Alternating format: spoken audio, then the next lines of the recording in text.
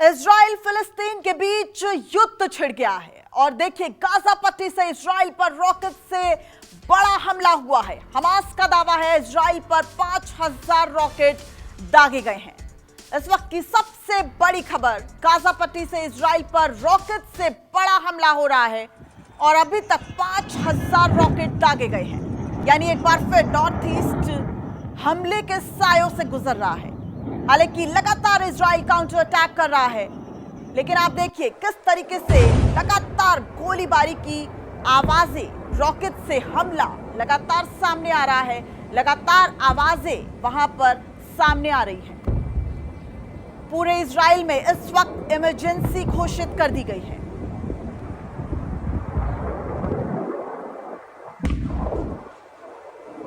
Gaza पट्टी से Israel पर रॉकेट से बड़ा हमला हुआ है और यह दावा किया जा रहा है कि 5000 रॉकेट दागे गए हैं। यानी इजराइल के 2 शहरों पर रॉकेट से बड़ा हमला किया गया है।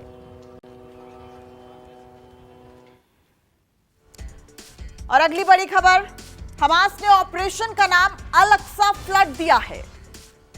इजराइल के 2 शहरों पर रॉकेट से बड़ा हमला सामने आया है। जल थल नभ से फिलिस्तीनी लड़ाकों ने हमला किया है।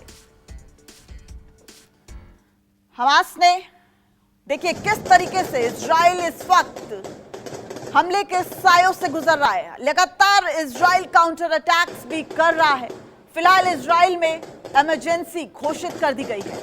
लगातार वहां सायरन बजाए जा रहे हैं। ये तस्वीरों में आप देख सकते हैं किस तरीके से एक के बाद एक अटैक का जवाब इजराइल दे रहा है।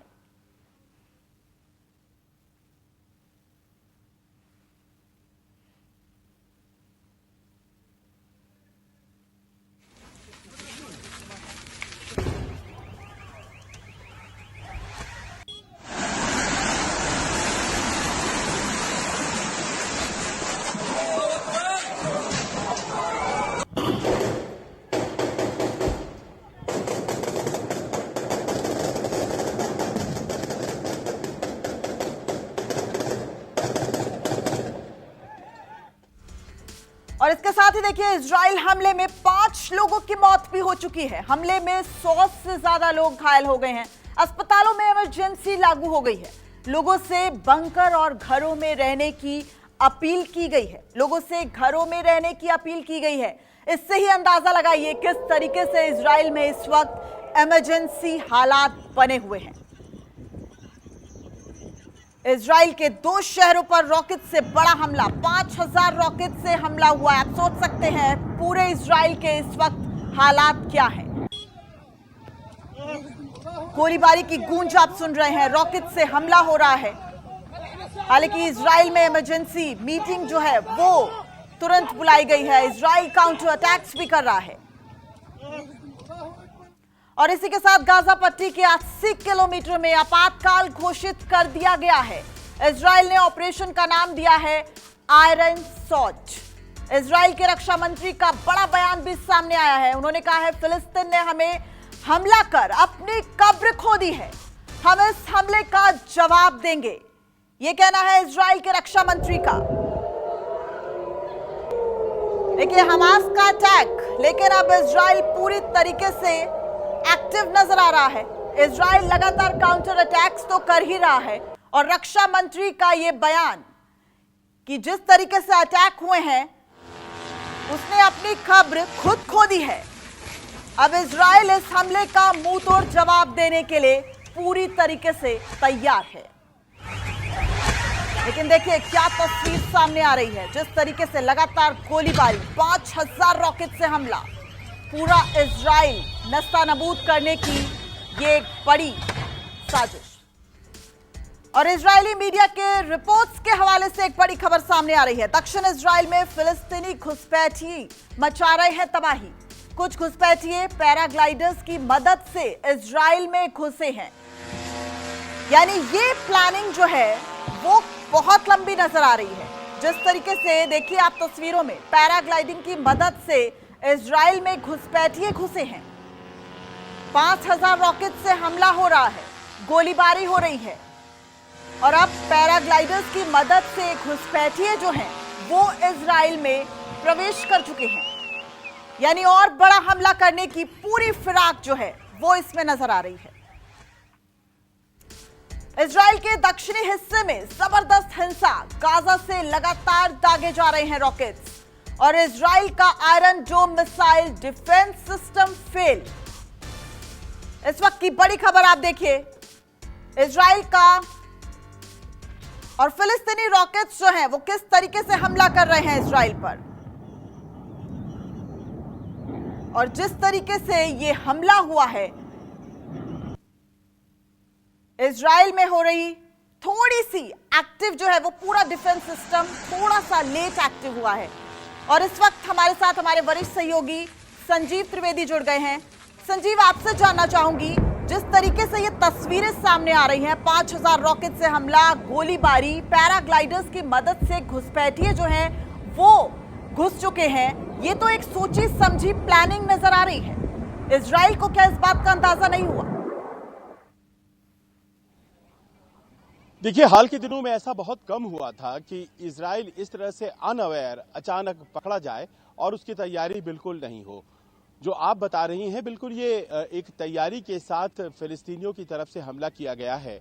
और उन्होंने जो गाजा के साथ साथ वाला इलाका है, गाजा पट्टी आप जानती हैं फिलिस्तीन का हिस्सा है, और उसके साथ साथ का जो इजरायली हिस्सा है वो दक्षिणी इजराइल है, और उस पूरे इलाके में एक वृहद हमले की योजना फिलिस्तीन ने बनाई और उसे अंजाम देने में वो सफल रहे हैं।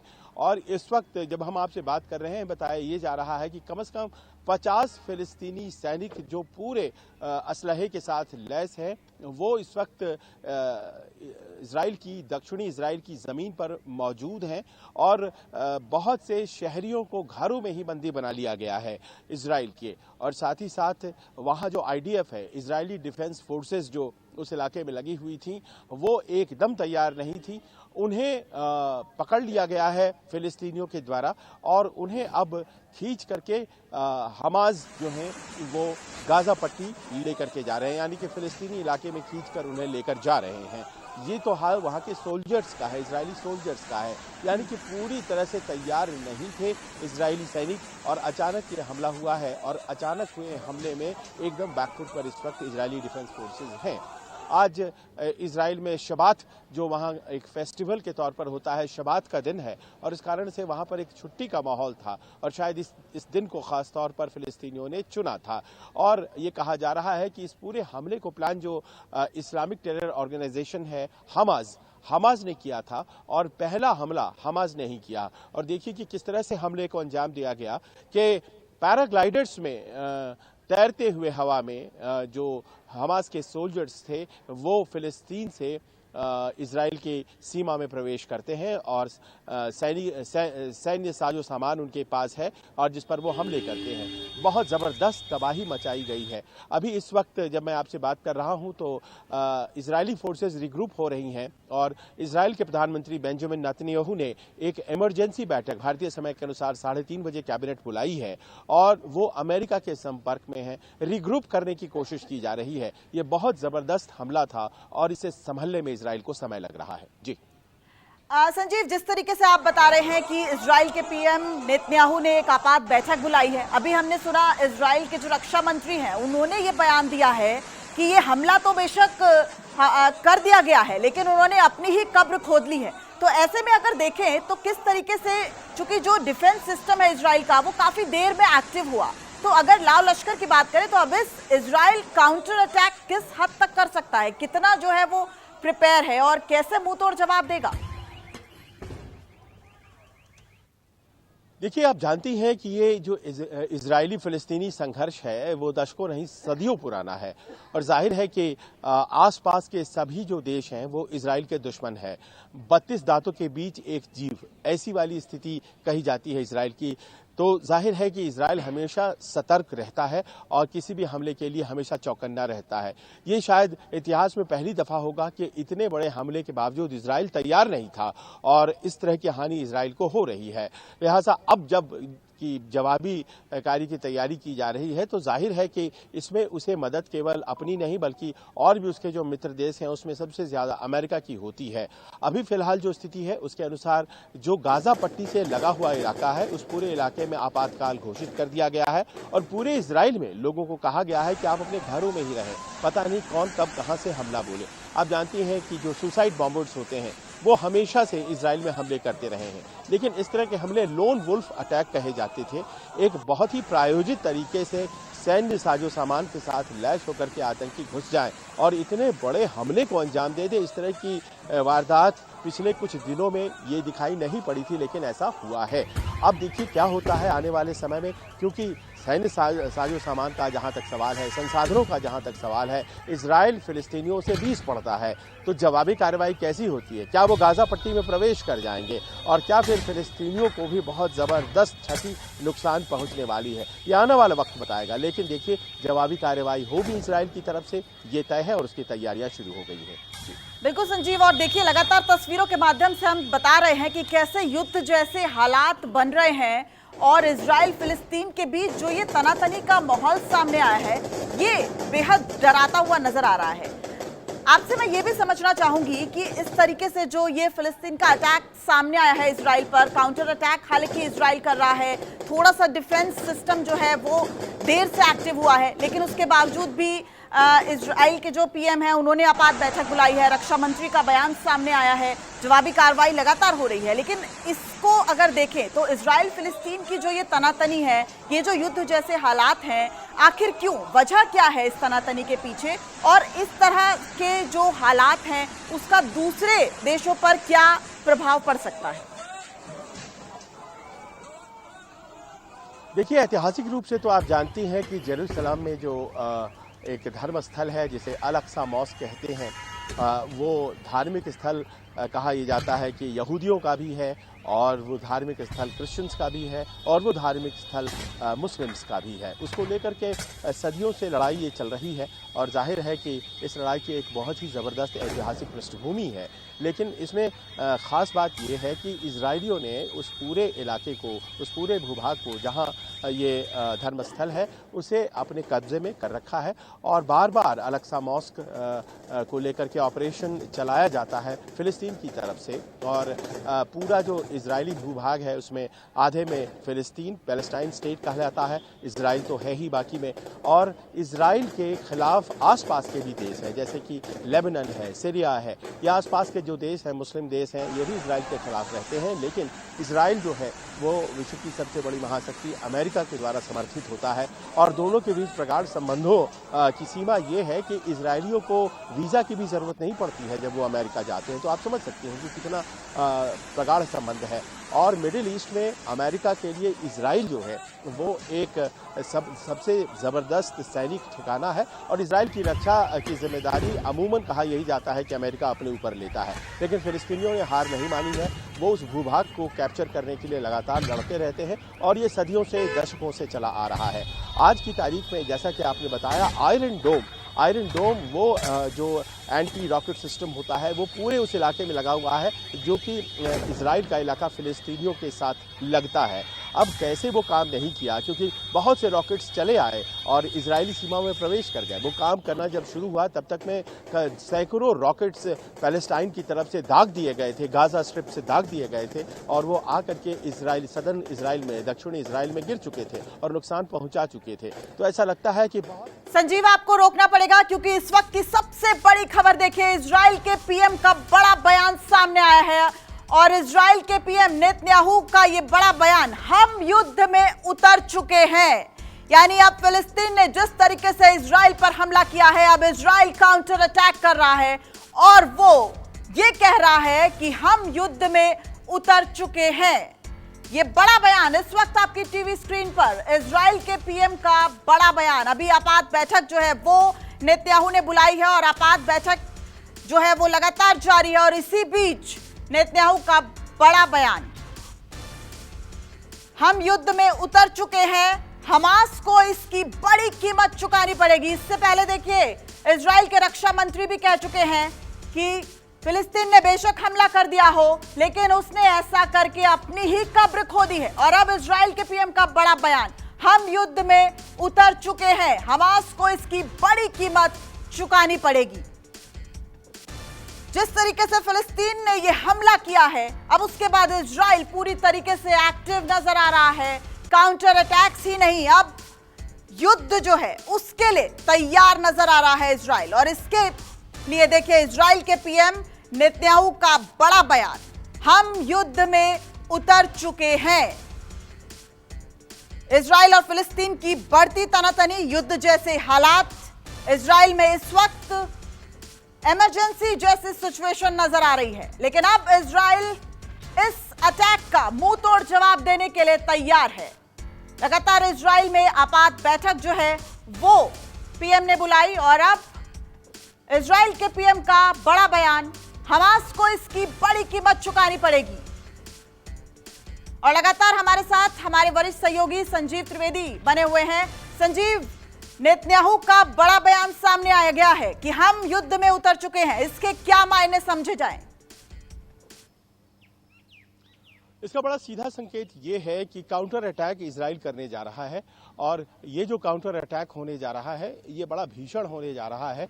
युद्ध में तो देखिए हमेशा इजराइल फिलिस्तीन के खिलाफ रहता ही है। कोई भी ऐसा दिन नहीं होता है जब इजराइल और फिलिस्तीनियों के बीच युद्ध जैसी स्थिति नहीं हो। तो जाहिर है कि कोई शांति काल तो इजराइल में कभी नहीं होता है इजराइल और फिलिस्तीनियों के बीच। लेकिन ये घोषणा अपने आप में इस मायने में बहुत ही ज्यादा अहम है कि आज फिलिस्तीनियों ने हमला किया है, हमास ने खासतौर पर इस हमले की जिम्मेदारी ली है, तो इसका काउंटर अटैक और जवाबी कार्रवाई इजराइल करेगा। अब देखिए जहां तक सवाल हमास और इजराइल के ताकत का है, तो इजराइल कई गुना ताकतवर है फिलिस्तीनियों से और हमास जैसे आतंकी संगठनों से।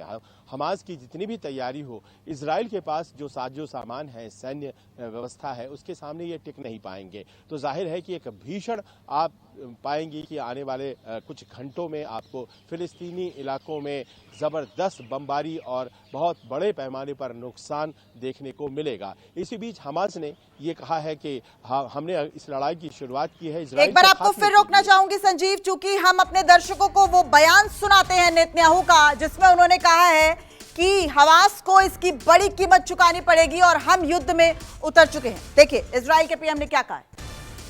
אזרחי ישראל, אנחנו במלחמה, לא במבצע, לא בסבבים, במלחמה. הבוקר חמאס פתח במתקפת פתע רצחני נגד מדינת ישראל ונגד אזרחיה. אנחנו בתוך זה משעות הבוקר המוקדמות. כינסתי את ראשי מערכת הביטחון, הנחיתי קודם כל לטהר את היישובים מהמחבלים שחדרו פנימה. הפעולה הזאת מתבצעת בשעות הללו. במקביל הוריתי לבצע גיוס מילואים נרחב ולהשיב מלחמה שערה בעוצמה ובהיקף שהאויב לא הכיר. האויב ישלם מחיר שהוא לא ידע כמותו. אני קורא בינתיים לכל אזרחי ישראל להישמע בקפדנות להנחיות הצבא, להנחיות פיקוד העורף. और देखिए इजराइल के पीएम का बड़ा बयान कि अब हम पूरी तरीके से युद्ध में उतर चुके हैं और हमास को इसकी बड़ी कीमत चुकानी पड़ेगी। और जिस तरीके से हमारे वरिष्ठ सहयोगी संजीव त्रिवेदी बता रहे हैं कि इजराइल फिलिस्तीन से कई गुना जो उसका डिफेंस सिस्टम है वो बड़ा है, यानी इस मायने से देखें तो जो इजराइल के पीएम का ये बयान है वो पूरी तरीके से ये साबित करता है कि अब इजराइल पलटवार करेगा, काउंटर अटैक्स तो कर ही रहा है। हमले में 100 से ज्यादा लोग घायल हो गए हैं और इस वक्त सभी अस्पतालों में इमरजेंसी लागू हो गई है।